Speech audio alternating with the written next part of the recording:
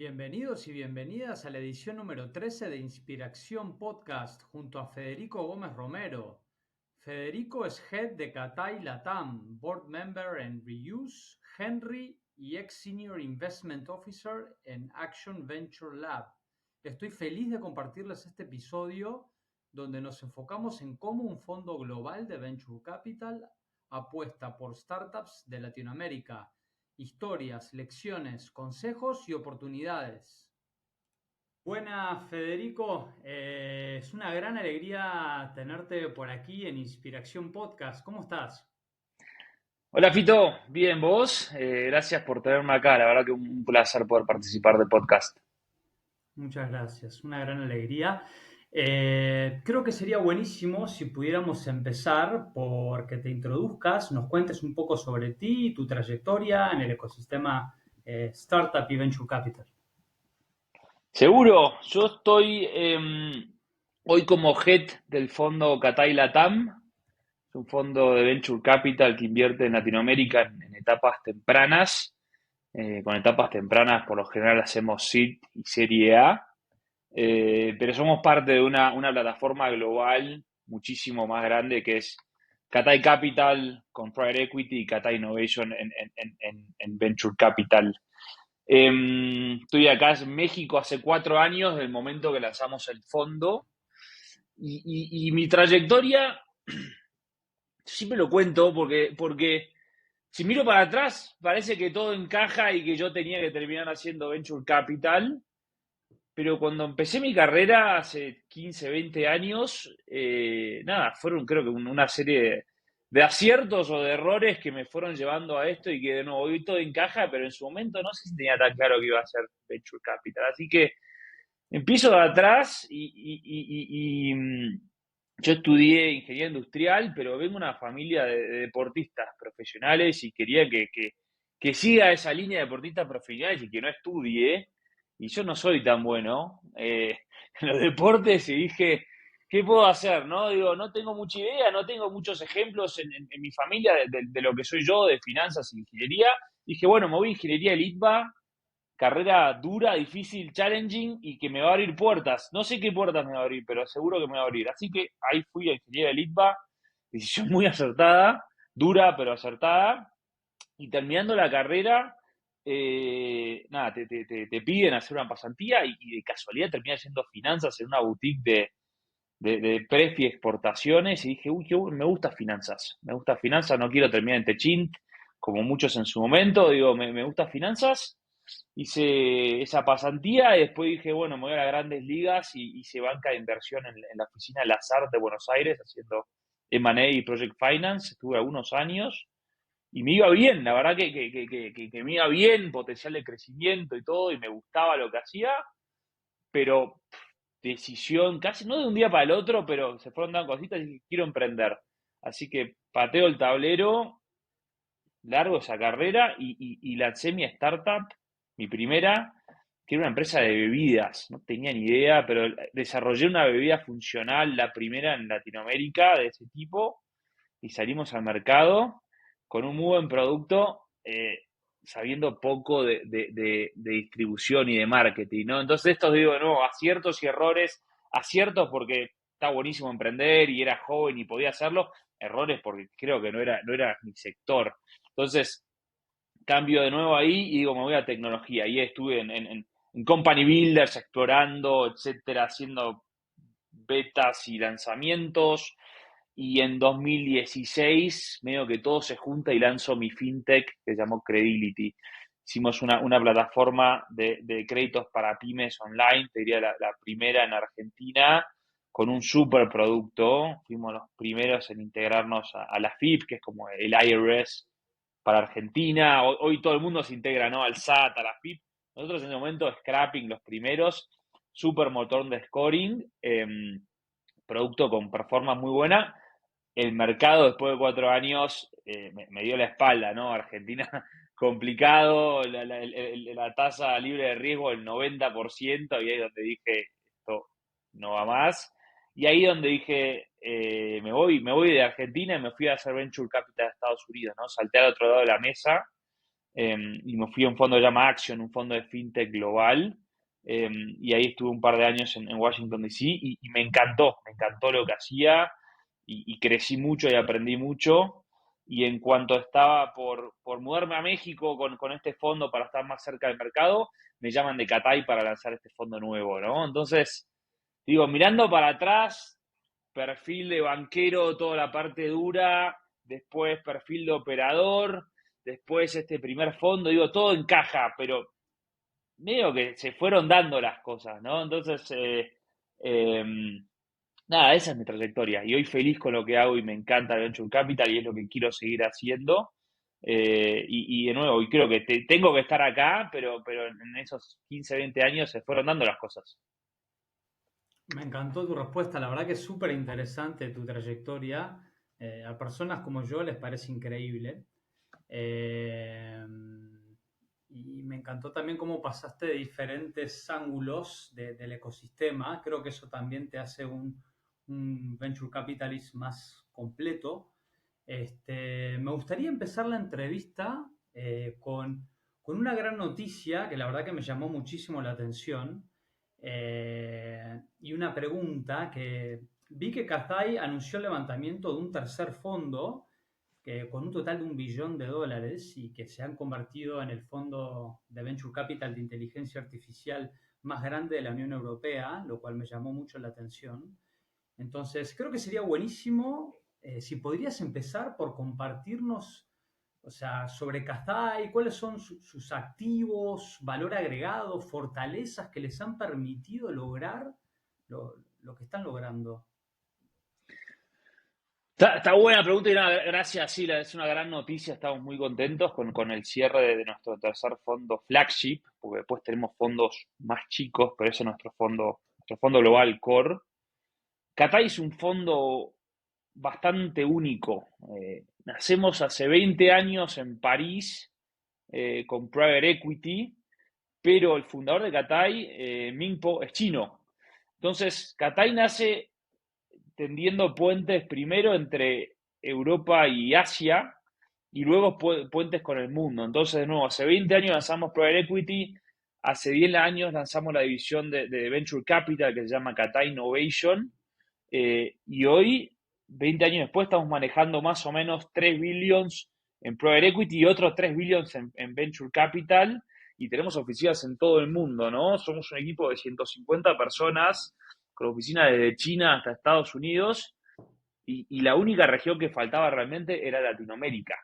Entonces, ese fue la historia de Cathay, ¿no? Primero en Francia, después, bueno, crecemos mucho en Asia, después abrimos Estados Unidos, tenemos África, tenemos Sudeste Asiático y la nueva frontera es LATAM, ¿no? Entonces ahí donde yo me mudo hace 4 años y lanzamos primero este fondo de etapa temprana para explorar la región y estamos muy convencidos de la oportunidad y los resultados se están dando. Y la siguiente etapa va a ser empezar a invertir de ese fondo que comentaste, ese fondo de growth en Latinoamérica. Este es un fondo, como decís vos, de 1 billón para invertir cheques de 10 a 30 millones como primer cheque en compañías de series A grandes, B y C. Entonces, la idea es traer ese capital también de growth stage o de late stage a la TAM, que es lo que más falta hoy en día. Súper interesante. Sí, hace poco de hecho estuve hablando con otra persona de Venture Capital y dijo justamente eso, que desde Serie B en adelante hay gran escasez en el ecosistema y es lo que más necesita en Latinoamérica.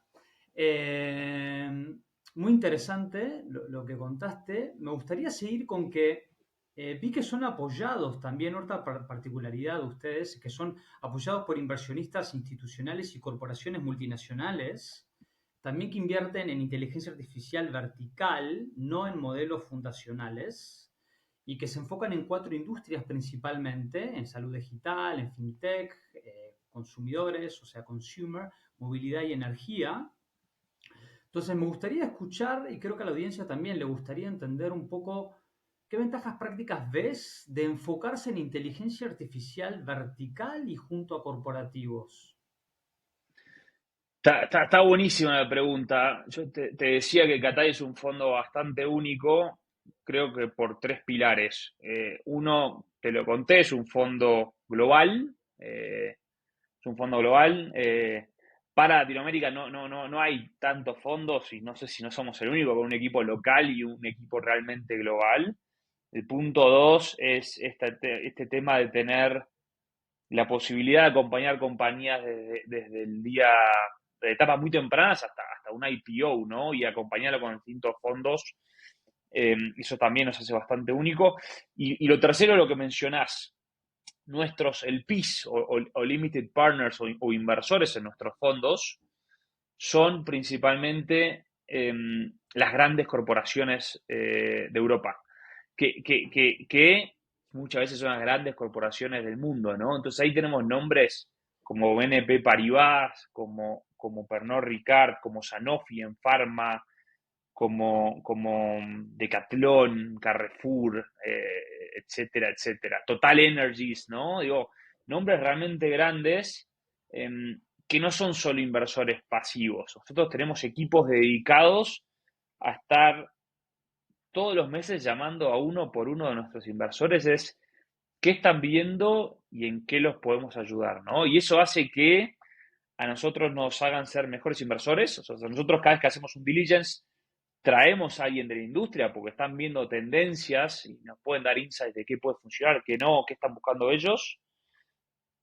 Para ellos le damos acceso a innovación, o sea, le estamos como abriendo la ventana de esto, lo que está pasando, y para nuestro portafolio le estamos dando un potencial de sinergias comerciales gigantes, ¿no? Tenemos casos de éxito donde nuestros inversores o el PIS le han dado negocios por cientos de millones de dólares a la compañía de nuestro portafolio. Así que es una situación win-win para todos.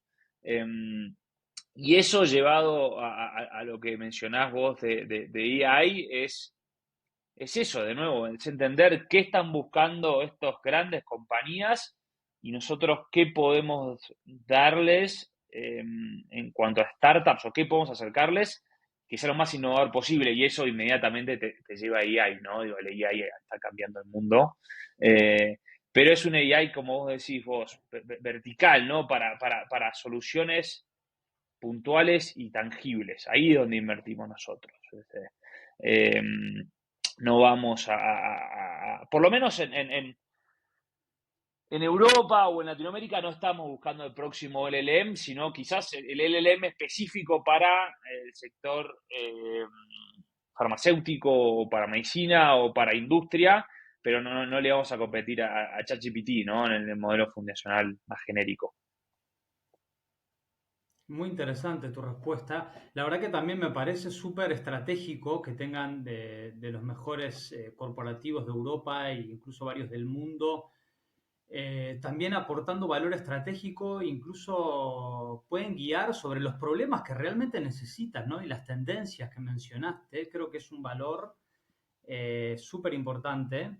Me gustaría seguir con otra pregunta eh, que creo que sería muy interesante para los emprendedores de startups que nos escuchan y que aspiran a captar fondos de fondos como Kazai en un futuro. Eh, y si nos pudieras contar un poco más allá de lo que puede estar activo en su web, ¿qué prioriza Federico Gómez Romero y Kazai Latam a la hora de seleccionar o incluso permitir evaluación de startups? A ver, te lo puedo dividir en dos partes quizás. Una es, tiene que encajar con nuestra tesis de inversión. O sea, yo invierto, como te decía, en etapas seed, serie A. Quizás alguna excepción podemos hacer, de ir un poquito más cerca, un poquito más tarde, pero ese es un poquito el sweet spot. Invertimos cheques de 1 a 2 millones de dólares en estas etapas y invertimos en tres sectores. Vos mencionaste cuatro, yo en LATAM invierto en lo que es FinTech y InsurTech, en salud y en e-commerce y retail. Movilidad y energía, que es el cuarto que hacemos globalmente, en Latinoamérica me ha costado más conseguir esas oportunidades, entonces no estoy muy activo. Entonces, eso te diría que es, encaja en la tesis de Catay, sí. Entonces, eso sería lo primero, el check. Si venís con algo de biotech, serie C o muy early, lo podemos mirar, las chances van a ser más chicas, ¿no? De éxito de que invirtamos. Y después, otras cosas que buscamos por la naturaleza de Cathay, ¿no? Digo que no es tesis, no es un pasa o no pasa, pero a nosotros, esto que te contaba de ser un fondo global, nos encantan esas compañías que tienen potencial de expandirse primero regionalmente y después fuera de Latinoamérica, ¿no? Entonces, donde vemos esas oportunidades, a nosotros nos gusta mucho. Hay otros fondos que no, que buscan solo compañías para la TAM y que sean muy defendibles. Nosotros, y no digo uno está bien o mal, nosotros con este valor agregado que traemos, esto que es distinto de traer corporates globales, que podemos ayudarlos a expandirse junto a ellos, sí buscamos estos emprendedores con una mentalidad más regional o global, ¿no? Y eso se da mucho en Latinoamérica, ¿viste? Nosotros tenemos muchos founders argentino, chileno, estamos ahora en primera inversión en Colombia, que reconocen que sus mercados son más chicos, entonces que muy rápidamente se expanden a Brasil o se expanden a México. Y eso nos cuesta más cuando invertimos en founders mexicanos o brasileños que ya tienen un mercado gigante, quizás no se expanden después de, no sé, 3, 4, 5 años y cuando realmente lo necesitan. Entonces, nuestro fondo está lleno de founders de estos países un poquito más chicos, digo, en tamaño de mercado, ¿no? Pero que ya están operando en México o en Brasil. Y eso no es una parte, no es tesis, pero se va dando que es así, ¿no? Mirá, muy Eh, interesante. y después, bueno, por supuesto, a la hora de invertir, y ya como, no digo personal, porque creo que todos inversores buscamos, de nuevo, equipos excepcionales, ¿no? Porque el emprendedor, por definición, es una persona excepcional. Y te lo cuento yo de haber estado a ese lado y que no me fue tan bien, ¿no? Digo, yo sé lo que necesita, quizás yo no lo tenía y por eso hoy estoy acá invirtiendo en gente que es muchísimo mejor que yo y me encanta invertir en ellos. Entonces, el tema del equipo y en etapas tempranas es lo más importante, por lejos. Muy interesante escuchar cómo ves todos estos temas, cómo pensás. La verdad que sí. Te estoy escuchando también constantemente la importancia del equipo cofundador, ¿no? Se necesita mucho esfuerzo y una sinergia muy importante para poder lograr lo que esperan los fondos de Venture Capital, ¿no? Me gustaría seguir con otra pregunta bueno, otros detalles que me llamaron la atención sobre tu perfil es que, como tú mencionaste, has sido cofundador de Credility, después pasaste a oficial senior de inversiones en Action Venture Lab. También has servido y servís en múltiples boards, o sea, consejos directivos de startups. Creo que sería muy bueno también para la audiencia entender cómo ha evolucionado tu mapa mental al evaluar startups, ventajas competitivas sostenibles en Latinoamérica.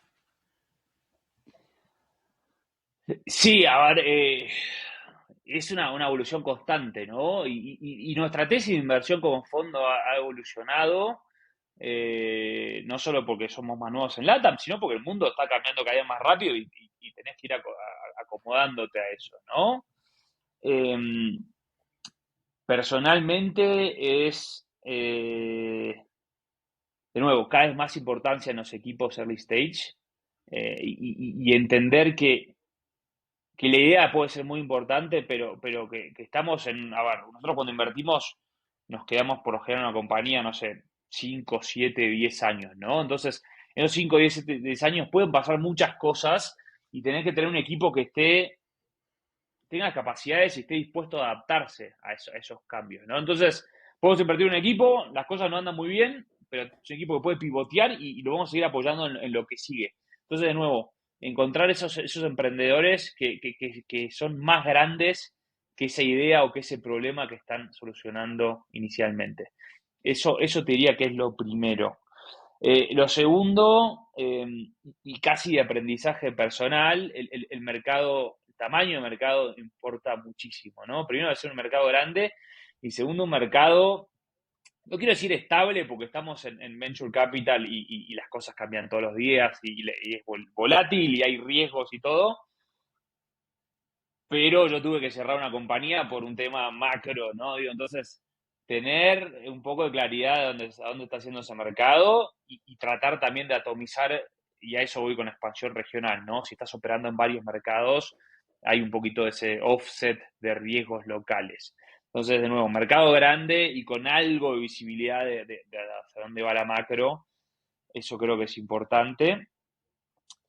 Y lo otro que es muy importante y que fue evolucionando es un tema de defensibilidad de los negocios, ¿no? Digo, hoy con esto de AI, eh, la AI es completamente global, ¿no? Digo, están apareciendo empresas de AI en todas partes del mundo, estamos viendo estos fundadores con equipo de 2, 3 personas que se convierten en unicornio, entonces, eh, sobre todo cuando estamos analizando compañías de AI, es, che, cuán defendible es un modelo que nace en México, en Colombia, en Chile, versus los chinos o los americanos que van a venir con compañías fondeadas por cientos de millones de dólares. Así que eso es algo que ha evolucionado muchísimo hoy en día. De nuevo, hoy invierto en LATAM, pero LATAM no es una región separada del mundo. Y nosotros, como te contaba, estamos pensando en empresas que van a ser globales.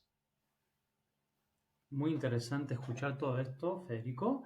Creo que a esta altura también de la conversación sería muy interesante también, hablas de la importancia de los equipos, de los cofundadores. Me gustaría profundizar un poquito más sobre algunos insights tuyos, sobre algunas de las cualidades que debe reunir un muy buen founding team, equipo cofundador, eh, y algo de lo que respecto a atracción que deben de lograr para que evalúes, por ejemplo, entrar en detalles para invertir en una pre-serie A. A ver, el equipo de nuevo, súper importante o lo más importante, más nosotros que sea complementario, ¿no? Nos gusta que hayan perfiles diferentes y que sepan trabajar juntos. Eh, perfil de negocios, perfil de más de tecnología, un perfil más de growth. O sea, cuando ves un equipo así, que viene trabajando junto hace tiempo y que tiene experiencia en su rol en cosas pasadas, para nosotros eso es ideal, ¿no? Por supuesto, de nuevo, que hay excepciones y ves a veces un solo founder que anda muy bien la compañía, pero si me decís el equipo estrella es un equipo complementario. Esto es personalmente, soy un poquito molesto, a veces yo con eso, a mí me gusta ganar un CFO. Yo soy de meterme mucho en números, incluso en compañías tempranas, miró mucho el modelo financiero, ¿no? No solo el pasado y la atracción, y ahora te cuento un poquito más de atracción, sino las proyecciones. Parece una locura, pero yo le pido a un founder proyecciones a 5 años. Y cualquiera me va a decir, estás en una startup que tiene un año de vida, digo, ¿cuáles son las chances de que esas proyecciones de 5 años se cumplen? Yo reconozco que son bajas. Puedo ir para arriba, puedo ir para abajo, pero a mí el modelo me habla mucho de cómo piensan los fundadores y hacia dónde va el negocio, ¿no? ¿Viste? Cuando veo, bueno, este producto lo hace crecer en el tiempo, digo, bueno, le va a dedicar más tiempo a esto. O los economics, ¿no? Y un economics para nosotros es importantísimo, ¿no? Y un economics positivo, digo, que está buscando una rentabilidad, no tiene que ser rentable hoy, pero que la está buscando, etcétera, etcétera. Entonces, si el founder no tiene un background financiero fuerte, yo pido desde temprano un CFO o un rol similar. Y esto no lo van a pedir todos los fondos. Digo, me reconozco que a veces soy un poquito molesto con esto, pero es algo donde hago mucho hincapié. En cuanto a atracción, acá, nada, también te lo divido en dos. La primera, cuando yo hablo de pre-serie A o seed plus, por lo general busco compañías que tengan 1 o 2 millones de ingresos anualizados o de ERR, ¿no? Y eso es un tema que para nosotros ese es un piso, que es un piso no tanto en la plata que generó, sino en la historia de la empresa, ¿no? Yo creo que cuando una empresa tiene 1 o 2 millones de ERR, puedo mirar otros indicadores y hacer mis análisis. Y esos otros indicadores, que es la otra parte, es mucho tema de cohorts, ¿no? Digo, ejemplo, venta B2B SaaS, ver cómo fueron los cohorts de estos clientes más grandes o B2B.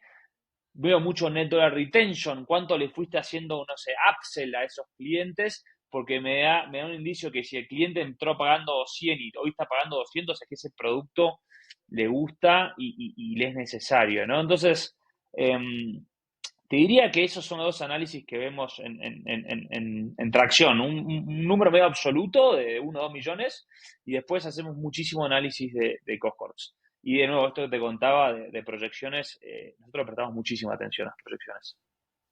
Muy interesante.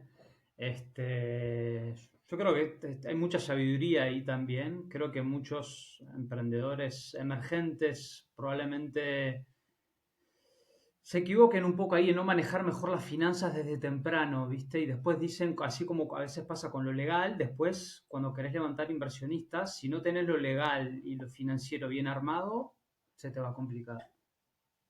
Este, O sea, se te complica levantar y se te va a complicar manejar la empresa, ¿no? Digo, tenés un mal manejo de caja y lo que vos pensabas que tenía 12 meses de rango y de repente se hacen 6 y estás al frente de un problema grande, ¿no? Entonces, para nosotros el cuidado de la caja y el ir respetando o tratar de cumplir con las proyecciones es un tema clave. Me encanta, creo que hay mucha sabiduría ahí.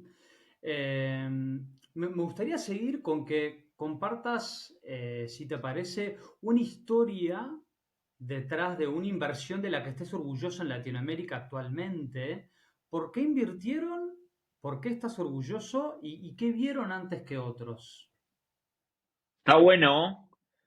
Lo primero es que como inversor yo estoy orgulloso de todas o casi todas mis inversiones. Esto que te decía, para mí el emprendedor es mejor que yo, ¿no? Digo, es una persona súper valiente y que está dejando toda su vida por un emprendimiento y eso es algo de que hay que destacar y hay que estar orgulloso de eso. Entonces, cuando hago una inversión, ya estoy orgulloso de esa empresa y me pongo la camiseta y nada, la vamos a ir hasta el final. Porque digo, de casi todas, es que no quiere decir que no esté orgulloso de una compañía no va bien. O sea, puede pasar, estamos en un negocio donde las chances de que una compañía no funcione son altísimas, pero sí me importa que el emprendedor deje la vida, ¿no? Y que vaya hasta el último momento, eh, hasta que no haya más plata y no se pueda hacer nada más. Y ese voy a estar orgulloso. El que no estoy orgulloso es el que entró porque le gustó el sector y levantó plata y se la quemó y no hizo mucho más. O hay casos, viste, de fraude en Latinoamérica que no están buenos y no tendrían que pasar. De esas no, pero de casi todas las demás voy a estar súper orgulloso.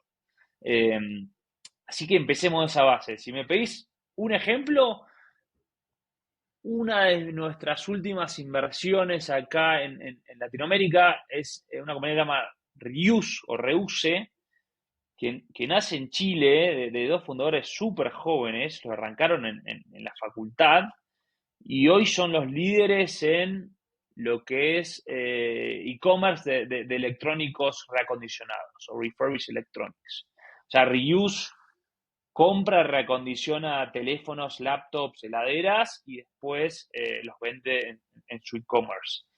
¿Y por qué estoy como muy contento? Aparte que no, es el líder en LATAM ahora, o en Spanish Speak en LATAM en muy pocos años, es porque esta la invertimos el año pasado y era un momento donde no estábamos buscando ese tipo de empresas. ¿Viste? Yo te conté un poco los sectores que invertíamos, nuestra tesis fue evolucionando y diría que en los últimos, o los primeros 2, 3 años del fondo, estábamos buscando mucho más B2B SaaS.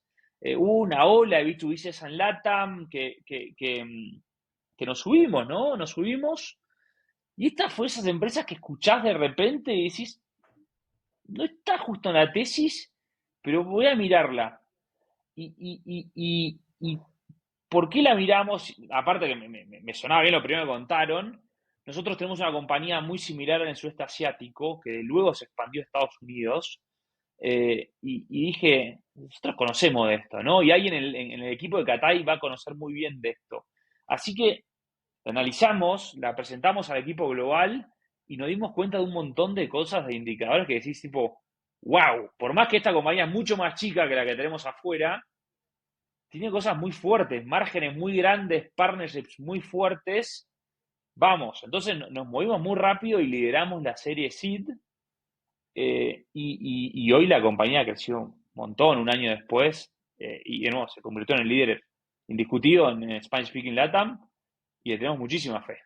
Entonces, nos hace particularmente orgullosos esto de que el modelo Catay de ser global y de traer conocimiento de afuera lo podamos replicar en Latinoamérica. Y voy a tirar un bocado ahí porque esto fue en LATAM. Hace 2 meses anunciaron el IPO de Chime, el neobanco más grande de Estados Unidos, y Catay era el principal inversor. Y fue lo mismo, ¿no? Es un lindo caso porque cuenta mucho la historia de Catay. Nosotros, como te contamos, nacimos más en Europa, en Asia, y los neobancos europeos eran más grandes o habían crecido más rápido que los americanos, ¿no? Casos como Revolut o N26. Entonces, hace unos, creo que 7, 8 años, pudimos liderar la Serie B antes que los principales fondos americanos, ¿no? O sea, fuimos el líder de Serie B y bueno, hoy ha sido un caso de éxito total, ¿no? Con el IPO hace un mes y medio.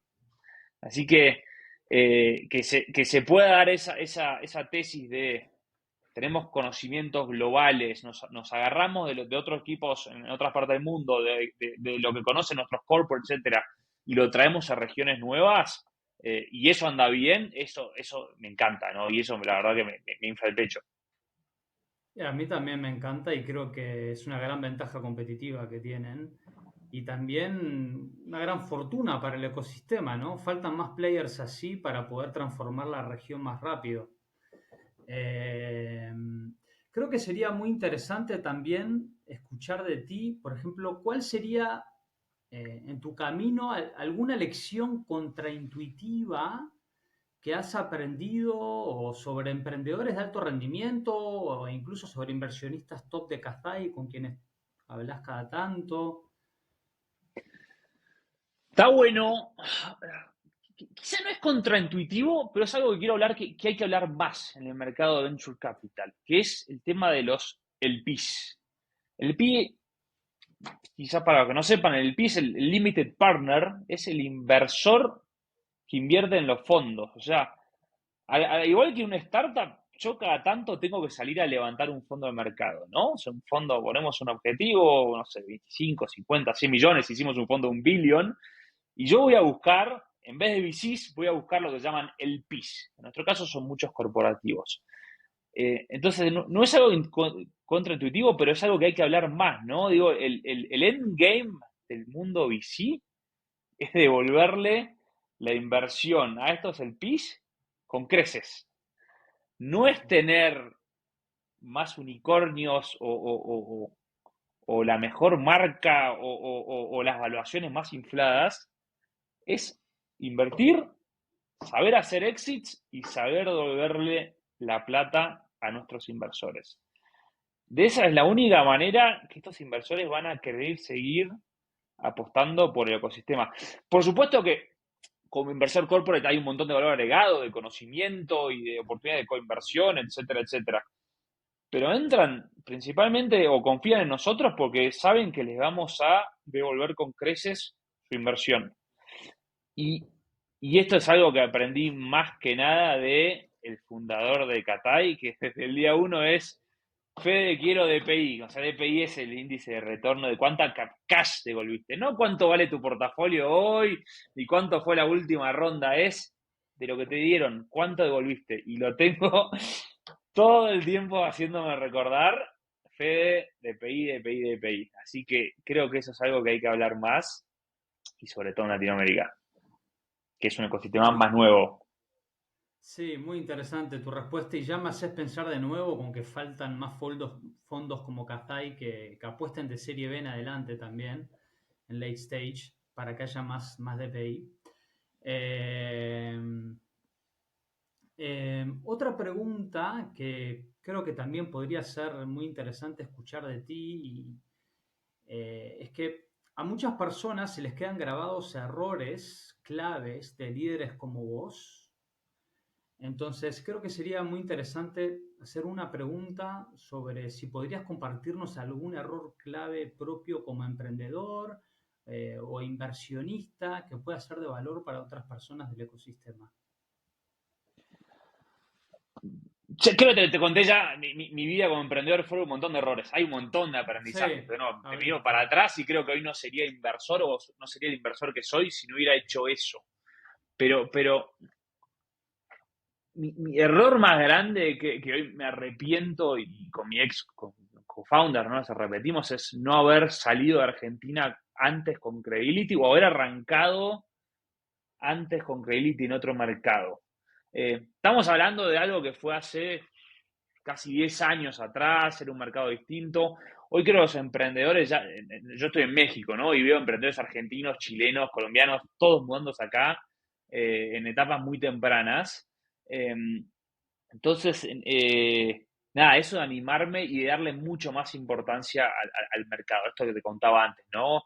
Mercado grande, problema grande, mercado más o menos estable o donde con todas las deficiencias que puedas desarrollarte y que no tengas trabas, ¿no? Entonces, ese creo que sería el primero y es algo que le recomiendo a todos, ¿no? Nada, muy rápidamente, si tenés que probar algo rápido en tu mercado, lo entiendo, pero muy rápidamente andá a donde tenés que estar. Mudate, van a haber formas de hacerlo, pero andá al mercado donde realmente podés explotar tu solución o tu producto. creo que hay mucha sabiduría en tu respuesta, al igual que en las demás. Otra pregunta que me da curiosidad escuchar de ti, que creo que también podría ser de valor para la audiencia, particularmente para emprendedores de startups de etapas tempranas o pre-serie A o A, es sobre los pitches. ¿Qué errores comunes ve Fede en pitches de founders que intentan lograr una primera reunión contigo? Supongo que ves de todo. Sí, vemos de todo, ¿no? Aunque no sé si todo el mundo lo sabe, pero el índice de éxito es ver, no sé, invertir en una compañía cada entre 50 y 200 que viste. Medio eso lo que dependiendo el año, yo invierto en una cada 100, 200 compañías que vi. Entonces sí, veo de todo.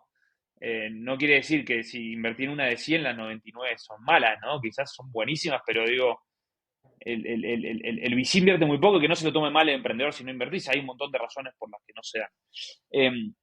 Diría que el primer error, y sobre todo como decís vos, en una primera reunión, es no haber hecho tus deberes o tu tarea y saber a quién estás pichando. O sea, yo ya te lo dije muy rápido y está en nuestro website o lo he comentado en otros momentos. Tenemos una tesis de inversión bastante clara, ¿no? Seed, Serie A, cheques de 1 a 2 en tantos sectores. Si me viene alguien en una serie C o me viene alguien en un sector que no tengo nada que ver y ya, no sé, te llegan con un proyecto forestal, nada que ver con eso, ¿no? Un proyecto forestal que va a tener una vida de 20 años, cuando un VC sabe que tenés que vender en menos de 10. Eso es el principal error, ¿no? Porque yo como VC también está en mi lado, antes de juntarme a hablar, estudiar la compañía, estudiar con quién voy a hablar, qué preguntas les voy a hacer. Está bueno que el emprendedor haga lo mismo. Esto no quiere decir que si estás recién arrancando me digas, che, Fede, estoy recién arrancando, quiero tener una charla, tener tu feedback. Y hemos hecho excepciones, invertido un poquito más early, pero da ese heads up de que yo sé lo que es Catá y sé dónde invertís, igual quiero hablar con vos y empezar esta relación. Pero te diría que ese es el principal error, ¿no? Picharle a un fondo que es equivocado porque los dos van a perder el tiempo y no va a salir nada muy bueno. Eh, y después, también un poco te lo comentaba, ¿no? A mí el tema de los números me importa, ¿no? Entonces, yo te voy a ir con preguntas de números y preguntas de proyecciones y que tiene que ser muy claro. Si no me da poca confianza porque vas a estar manejando mi plata en los próximos 5 o 7 años, ¿no? Entonces, está muy preparado en eso. Quizás no tiene que estar todo claro en el pitch, pero quizás una llamada siguiente, nada, un buen modelo a revisar y que las preguntas sean sólidas. Te puedo sumar una que me acabo de acordar y es algo que yo hago bastante hincapié. Cuando yo siempre digo a los emprendedores, y la mayoría ya lo saben, estás levantando una ronda para un objetivo puntual, no estás levantando una ronda por levantar plata. Entonces, yo soy emprendedor, necesito, no sé, 5 o 10 millones de dólares para llevar mi empresa a la siguiente etapa. La siguiente etapa, dependiendo de dónde estás, puede ser abrir un mercado nuevo, conseguir product market fit o lanzar el producto y tener los primeros 10 clientes, ¿no? Esa es una etapa y vos tenés que levantar plata para eso, ¿no? Y eso te puede llevar tanto tiempo, entonces necesito tanta plata. Hay algo que no me gusta y siempre le recomiendo a los emprendedores, no vayas con un rango, ¿no? Yo estoy levantando entre 5 y 10 o 5 y 20 y si me das 5 hago una cosa y si me das 20 hago otra. Así no funciona de nuevo. ¿Viste? Es un objetivo y levantar una ronda es un medio para llegar a un fin, no es un fin en sí mismo, ¿no? Entonces, importante ir con un número claro. Después, si levantás un poco más o un poco menos, ajustarás tu plan, ¿no? Pero no puedes estar en un rango gigante y con dos planes completamente diferentes. Creo que hay mucha sabiduría en tus palabras. También me gustaría remarcar un punto que me gustó mucho, que de hecho me hiciste acordar a la entrevista que tuve hace unos meses con Claudio Schlegel de México, que ha Crack, invertido también. Claudio. Gran inversor ángel. Me encantó la entrevista con él también, por varias razones. Eh, y una de las cosas que me comentó es justamente este consejo que hablaste de que los emprendedores te pueden contactar más temprano y anticiparte de una chefe de, mira, recién estoy empezando, pero vi que estás en Casa de Latam como head, que invertiste en tales startups, que tienen tal tesis. Y Claudio hablaba de buscar inversionistas claves, construir relaciones desde temprano y le llamó design partners. Ok. No solo a clientes, sino a inversionistas también, que uno ahorita cada 3 meses, no sé, capaz que te pueden dar y te pueden ayudar mucho como emprendedor a construir en las direcciones correctas o evitar errores, etcétera. Me encantó. Una pregunta más que me gustaría abarcar, a ver qué te inspira. Hablaste un poco, por ejemplo, del caso del reuse o startups de Argentina y Chile que están buscando rápidamente ir a expandirse a México, eh, o, o de Colombia también, por ejemplo. Me gustaría abarcar una pregunta sobre internacionalización, a ver cómo lo ves. Es, por ejemplo, ¿cómo pensás, qué criterios o qué te trae a la mente cuando, no sé, una startup que estás apoyando o que estás asesorando como design partner para considerar invertir en un futuro, te dice, che, míralo, ¿qué necesitamos para que vos digas luz verde, anda a México? Ok. A ver, expandirse a un mercado no es fácil, ¿no? Es un desafío gigante, no hay que tomarlo a la ligera. Eh, yo siempre trato, o siempre tratamos a las startups que se estén expandiendo a un mercado más grande, ¿no? Digo, porque expandirse a un mercado más chico es casi el mismo esfuerzo que expandirse a un mercado más grande, ¿no? Entonces, eso es lo primero. Por supuesto, tenés un caso, no sé, un Nubank que ya conquistó Brasil y bueno, los otros mercados son más chicos, ¿no? Digo, salvo que ir a Estados Unidos, pero es otra dinámica completamente diferente, pero digo, me quiero expandir y me tengo que ir a un mercado más chico. Pero por lo general, las compañías están expandiendo siempre a mercados más grandes. Antes había, creo que, un misconception, una idea un poquito errada de soy argentino, pruebo primero en Chile o pruebo primero en Uruguay y si ya me aprendí a expandir ahí, después voy a México. O muchos los chilenos iban primero a Perú, que hay muchos corporates similares y decían mercados similares, y ya con ese aprendizaje después hago México. Hoy no, hoy ya saltan directo a México, saltan directo a Brasil. Es esto que te digo, el desafío de expandirse es casi igual de difícil a un mercado chico que un mercado grande. Digo, usar los pocos recursos que tenés, porque todas las startups tienen recursos limitados, anda por todo. A tu pregunta de ¿cuándo vamos? Es el mismo análisis que hago cuando hago una inversión nueva, ¿no? Digo, hacer un análisis de mercado, hacer un análisis de competencia, hacer un análisis de si tu producto va a ser bueno ahí, hacer un análisis si puedes crear un equipo top en ese país, ¿no? Porque conseguir talento en cada país tampoco es tan fácil. Eh, y de nuevo, es el mismo análisis que yo hago cuando invierto en una compañía, medio que hagamos el mismo análisis para eso. Digo, ¿se cumple todo esto? ¿Hacemos proyecciones? Bueno, vamos. Y después hago un extra de, ¿hay forma de hacer ese soft landing? o hacer la expansión un poquito más fácil gracias a nuestra red o a los clientes que tenés, bueno, eso sería ideal, ¿no? Y ahí donde tratamos de apalancarnos en nuestros partners corporates, en que si cerraste un cliente grande en un país, quizás podés ir a ese otro país con otro cliente y arrancar así siempre es un poco más fácil, ¿no?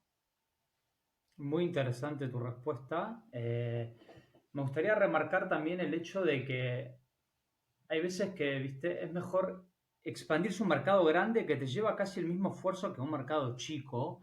No sos el primero que lo comenta y creo que por algo debe ser. Entonces, para que lo remarquen también emprendedores que escuchen la entrevista. Eh, otro tema que me parece muy interesante abarcar una pregunta sobre es tema de due diligence. ¿Tá? O sea, yo supongo que así como hay errores de falta de preparación que mencionaste o de pichear el fondo incorrecto, también deben haber errores durante el proceso de due diligence que cometen emprendedores que capaz que podrías aportar algo de claridad para evitarles errores a emprendedores que desean pasar en due diligence con fondos como Cathay en un futuro. Estás hablando de la persona, no sé si correcta o incorrecta, porque somos bastante intensos con nuestro diligence, ¿no? Tenemos alma de fondo de growth por Cathay, invirtiendo en etapa early, así que quizás te hago un diligence bastante pesado para una inversión early cuando muchas veces pueden ir a otro y levantar más rápido, ¿no? Y tengo emprendedores que no les gusta nada, que le pidas tanto, y emprendedores que lo agradecen mucho, ¿no? Porque en el proceso de diligence hay mucho aprendizaje también, ¿no? Digo, yo me siento en un Excel hasta 2 de la mañana, se lo doy vuelta, hago un modelo entero y me pongo a hablar con el CFO y algunos súper agradecen y otros dicen, estoy levantando una pre-seriedad, no me pidas un modelo a 5 años. Entonces, eso para aportar un contexto de lo que hacemos nosotros, entonces vamos a ser intensos con el diligence y le damos mucha importancia al diligence y hacer una inversión a nosotros nos lleva un mes, ¿no? En un buen caso, principalmente por el diligence. ¿Qué recomiendo?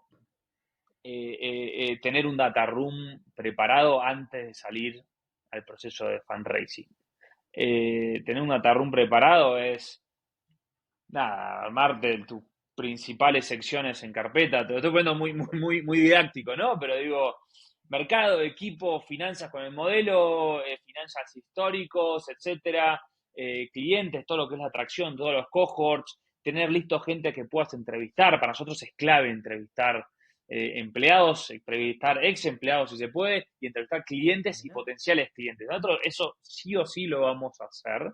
Es de las cosas donde más sacamos insights antes de invertir son estas entrevistas. Entonces, tener todo eso listo antes y que el inversor no te esté pidiendo y sacándote a la fuerza, hace que el proceso sea muchísimo más ágil y a mí como inversor me hace ganar mucho más tiempo, ¿no?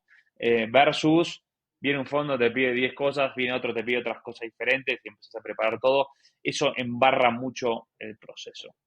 Y lo otro que va no tanto de la mano de diligence, sino el proceso de fundraising, algo que recomiendo bastante, es planear bien en tiempos cómo va a ser tu fundraising. Por supuesto que todo el mundo quiere hacer lo más rápido posible y hay veces que se lleva mucho más meses de lo que esperabas, pero lo que siempre recomiendo, sobre todo a las compañías de mi portafolio, es quiénes son tu tier 1, quiénes serían los 10, 20 fondos que querés hablar y que cualquiera de esos te encantaría tener. Armate ese listado y vamos en el primer, no sé, 15 días, mes, 2 meses, lo buscamos a eso.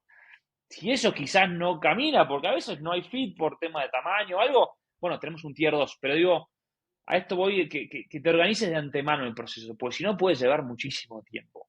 Y el proceso de fundraising diligence al equipo fundador y sobre todo al CEO lo saca mucho de su negocio del día a día, ¿no? Entonces, si no te lo preparaste antes, te puede comer 6 meses de operación, ¿no? De sacar al CEO de la operación, que en una startup puede ser el día a la noche. Así que nada, preparación y estar dispuestos a que cuando arranca el diligence es con todo, ¿no? Es dedicarle tiempo y estar muy disponible para el inversor. Si yo estoy en un proceso de diligence y un emprendedor no me contesta un mail en 3 4 días, digo, me da un indicio de cómo hacer trabajar después, ¿no? Y creo que hay mucha sabiduría en tu respuesta, como en todas. Eh, Otra pregunta que me parece muy interesante abarcar es que, bueno, como hablamos en un comienzo, noté también que sos board member, o sea, miembro del consejo directivo de startups.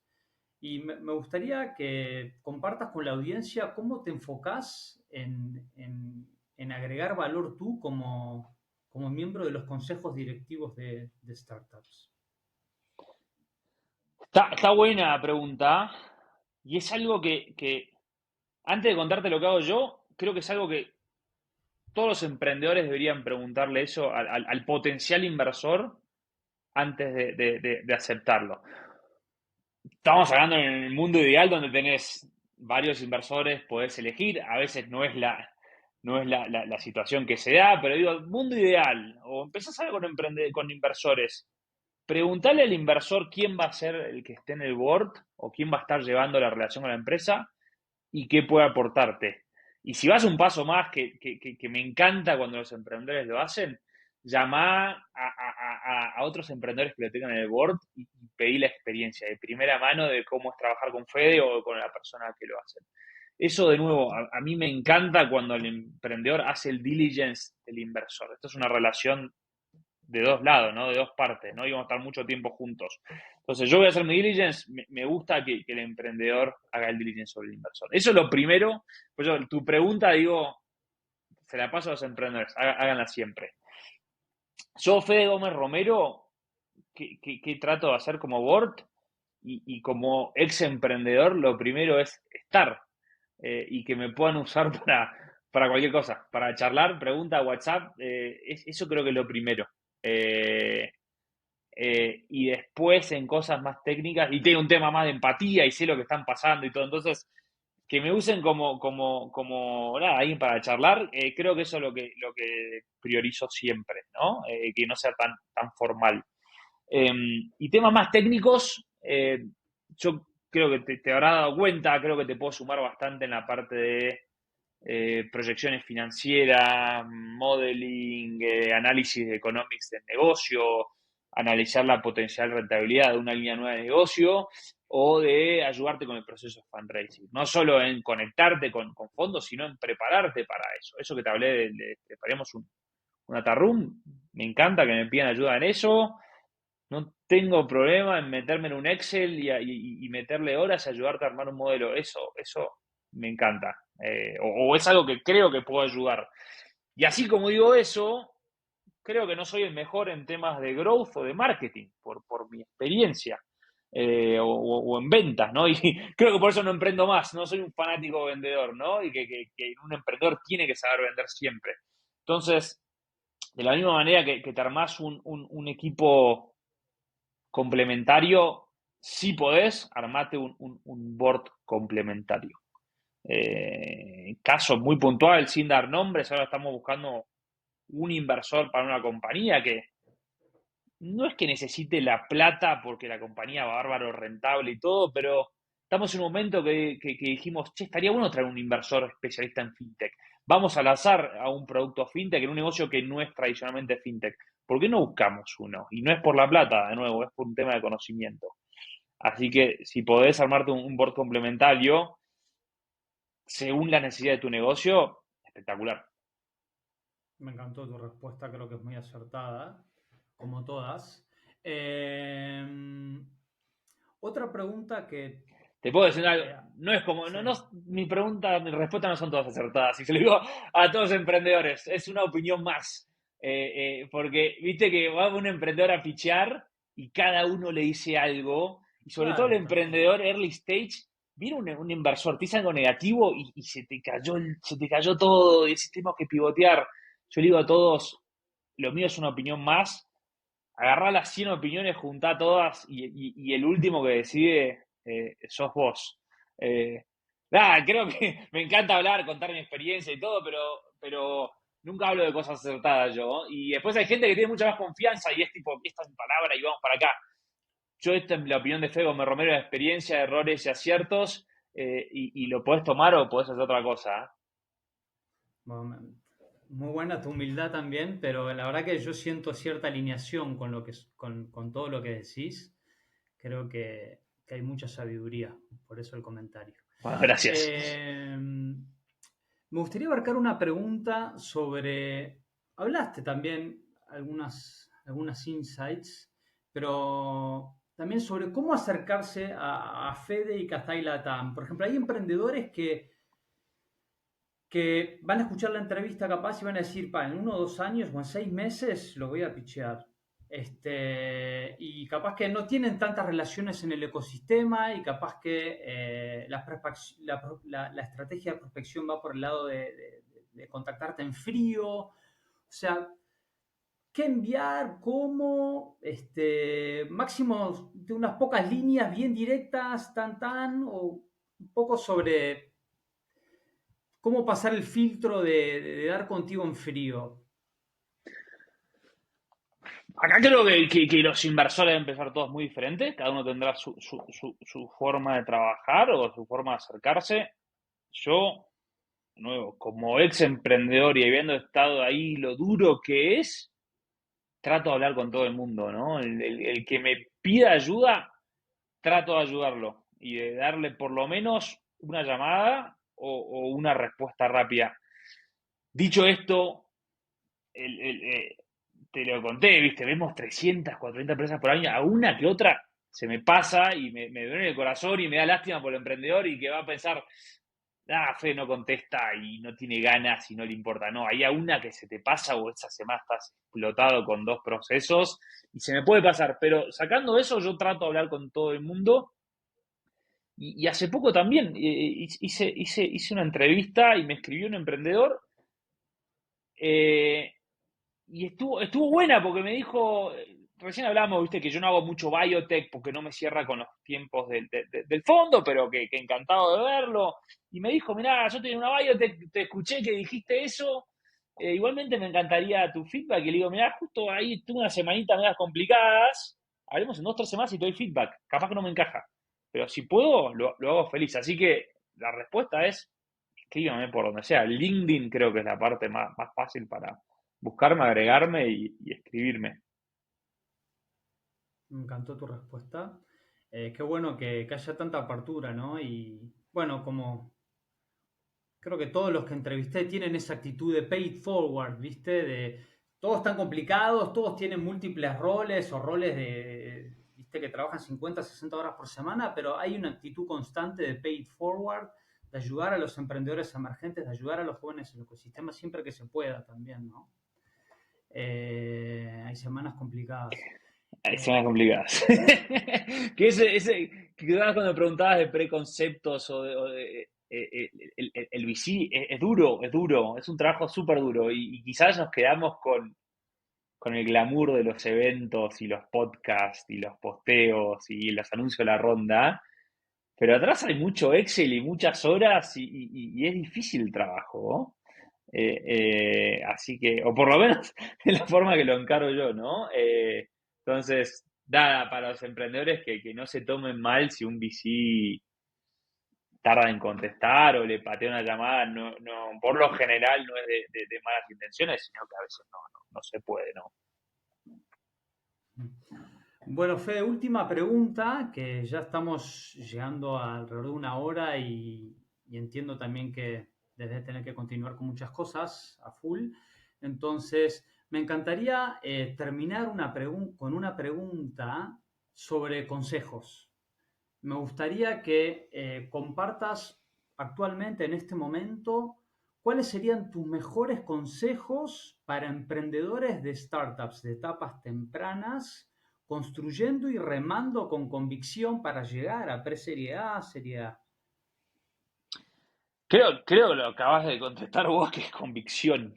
Digo, te estás metiendo en el trabajo más difícil del mundo o en uno de los trabajos más difíciles del mundo y tenés que estar preparado para lo que viene, ¿no? O sea, no hay side hustle, o sea, no podés tener 2, 3 negocios, voy a meter a emprender y me voy a meter a hacer esto por los próximos 5 o 10 años de mi vida, por lo menos, y estar dispuesto a eso, a lo que se viene, ¿no? A altas horas de trabajo. eh, Me criticarán. Yo, cuando hablan, viste, de work-life balance, el work-life balance en emprendedurismo no quiere decir trabajar de 9 a 6. Quiere decir poder estar trabajando quizás 14, 15 horas y que eso a vos te llene, ¿no? Eh, entonces, ese es el consejo, digo, no quiero asustarlos, ¿no? Pero digo, si querés meterte esto es de lleno y no te metas porque es cool el mundo tech y todo, metete porque identificaste algo que querés solucionar. En nuestro caso y en la mayoría de los casos querés que lo puedes solucionar con tecnología de una forma mucho más escalable y más eficiente. Crees que estás solucionando un problema de infraestructura o estructural que en Latinoamérica hay un montón y hay un montón de cosas para hacer y que estás dispuesto a hacer lo que sea para eso. A mí creo que algo que hablaste de orgullo, que no sé si es orgullo, pero que me gusta. Mi última startup, Credibility, no anduvo. O sea, le hicimos perder plata a inversores, pero dejamos todo en la cancha, ¿no? Y 1 o 2 años después me llaman estos inversores con ganas de invertir de nuevo en mí o de hacer algo juntos. Yo estaba en VC, no estoy para volver a emprender, creo que mi lugar es este, pero creo que eso habla bárbaro, ¿no? Que un emprendedor que le hiciste perder plata, porque no hay otra forma de ponerlo, que quiera volver a emprender en vos, quiere decir que vos le dejaste todo, ¿no? Y que hiciste lo último o hasta lo último en tu alcance para que las cosas funcionen y que a veces no funcionan. Entonces, el consejo es ese. Después te puedo dar 1000 consejos técnicos y por rubro, por vertical, si es AI, si es SaaS, si es mercado, eso, bueno, si quieren que me pregunten de a uno después y felices de ayudar en cosas más puntuales, pero creo que la base del emprendedurismo es el esfuerzo y la convicción. Me encantó tu respuesta. Sí, he escuchado también de Sesaki, de Kasek Ventures, que él dijo, si los emprendedores lo dieron todo al final, pero le erraron en la industria o en el problema, estamos dispuestos a considerar invertir nuevamente. Yo he estado en boards con Kasek y Kasek es el fondo top en Latinoamérica, lo sabemos todos. Esperemos que algún día podamos tener algo así en LATAM con Catay y puedo hablar por ellos que realmente apoyan al emprendedor en momentos difíciles. Hacen preguntas difíciles y van a pinchar al emprendedor al máximo, pero si el emprendedor responde, van a estar para seguir apoyando. Así que creo que esa es la forma de trabajar. Está bueno que lo nombres y que todos sigan un poco el ejemplo de Kasek, porque es un fondo a destacar en el mundo.